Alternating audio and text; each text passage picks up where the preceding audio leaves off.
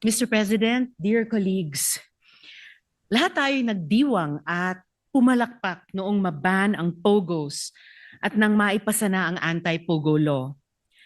Alam natin kung paano inabuso ng mga dayuhan ang ating mga institusyon para makapasok sa bansa at magsagawa ng samut-saring krimen at kasamaan. Today, I rise to sound yet another alarm. POGOs and illegal gambling actors continue to cast a long shadow over our country.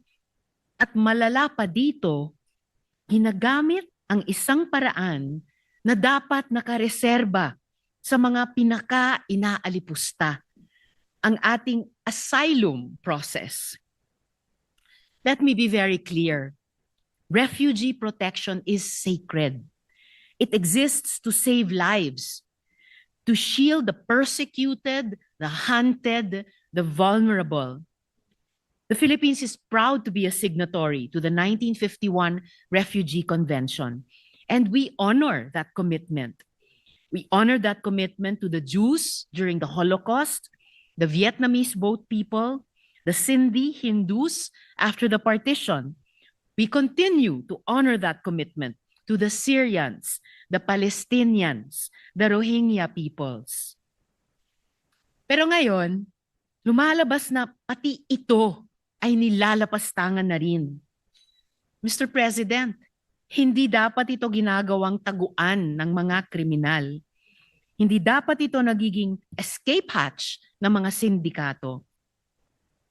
A few days ago, on December 3, a Chinese fugitive, Lin Xiangqian, was arrested via a mission order by our Bureau of Immigration. Siya po ay wanted sa kanyang bansa, sa China, for running illegal online gambling operations. Ayon sa intel reports tungkol sa kanya, he continued running underground POGO-style scam enterprises here kahit na banned na ang POGO sa ating bansa. Ayon pa sa ating informants, siya ang leader ng Baccarat Boys o mga puganteng nag-ooperate ng illegal online gambling sites. Ang kanyang dalawang kasamahan ay nahuli na din ng ating mga otoridad.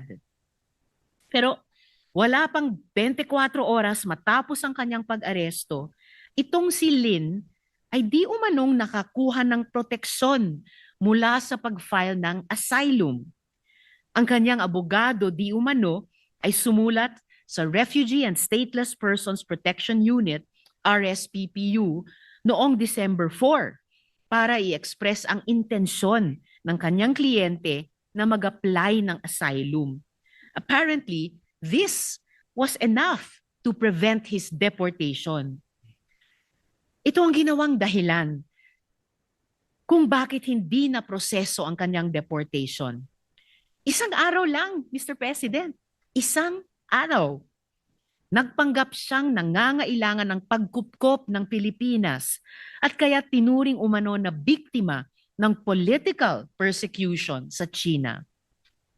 I have further evidence to prove that this is not an isolated loophole. This is an insidious pattern, a modus, a deliberate exploitation of our asylum system. There are enough examples that should give rise to alarm. These have been corroborated by many sources, and I have a high level of confidence in this information.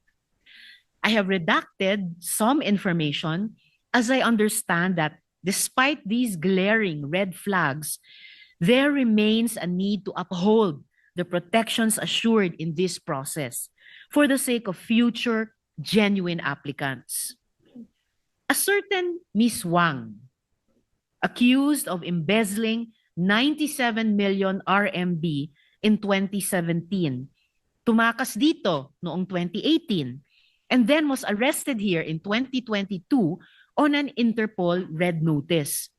She was soon after released because she obtained refugee status.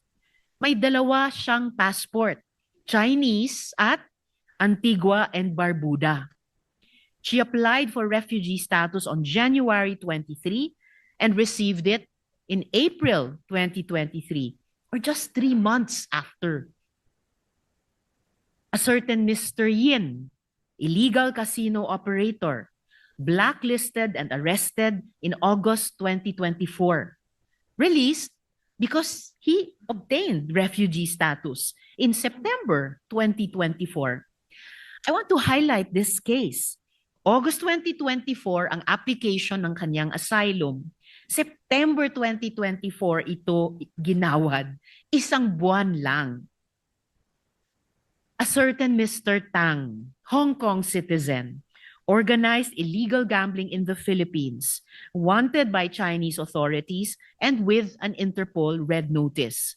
Again, released because he obtained refugee status in August 2024.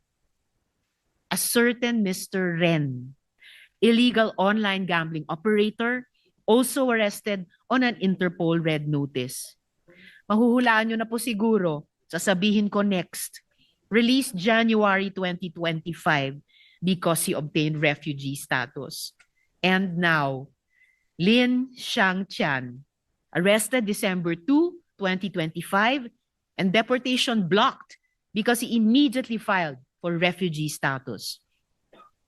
These cases have 3 common features. Una, they are all fugitives wanted for non-political, non-religious crimes. Pangalawa, they all operate in illegal gambling, POGO-style criminal enterprises, or underground digital casinos, activities that have long victimized Filipino communities. Pangatlo, they all seek asylum the moment they are arrested in the Philippines. Ang sabi pa nga, ang claim nila ay sila ay Falun Gong members.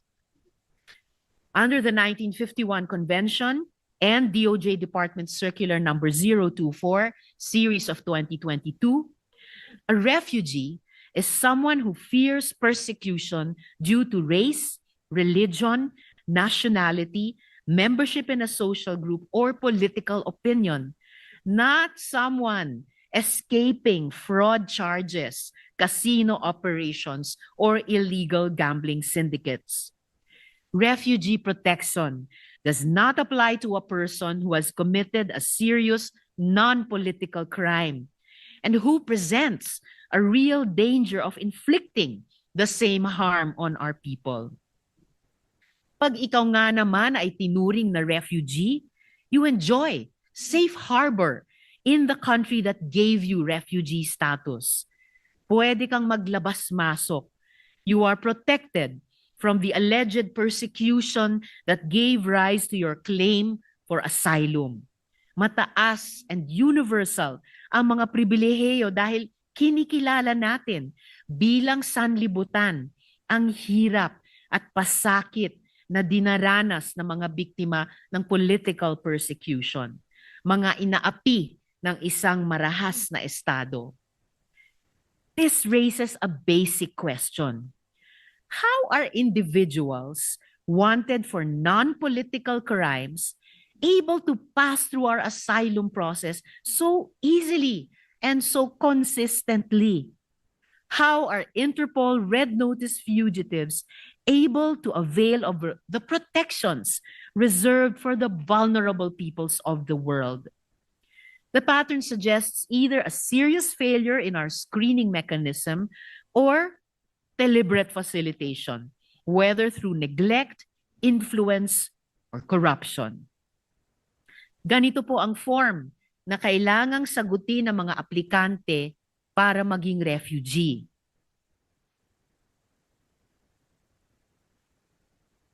Papakita po namin yung form. What is happening here? Are we taking applicants' declarations at face value in forms that are not made under oath? Or are they declaring truthfully and we are ignoring the rules? Kapabayaan ba o katiwalian? Why am I more inclined to believe that something fishy is happening? Well, Mr. President, nung ako po'y nagtanong sa DOJ budget hearing, ang sabi sa akin ay 1 year hanggang 2 years ang average time ng pag-process ng refugee application. Pero itong mga ito, halos 2 months lang. Si Mr. Yin, 1 month lang. Ang nakakakaba pa, most of these bad actors are still in the Philippines, free to continue criminal activities while enjoying the mantle of protection of our refugee system.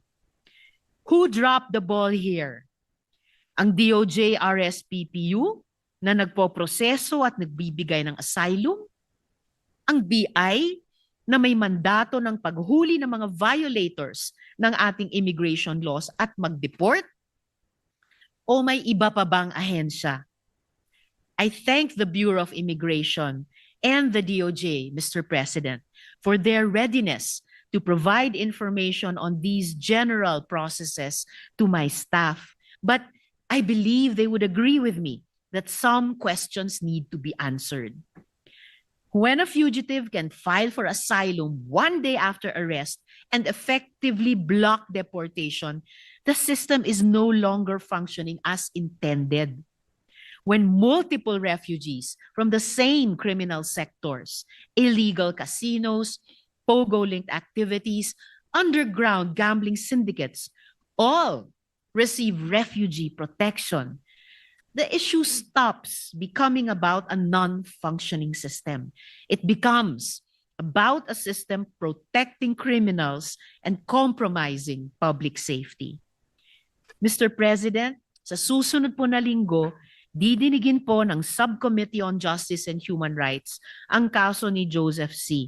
at ang samut-saring mga paraan na ginagamit ng mga masasamang loob na dayuhan ang sistema at mekanismo ng ating gobyerno para hindi sila managot sa batas at magpatuloy ang kanilang masamang ginagawa. I have asked for this privileged speech to be referred to the same subcommittee para mahimay po ng mabuti ang mga magkakadikit-dikit na mga usaping ito. Marami pong salamat, Mr. President.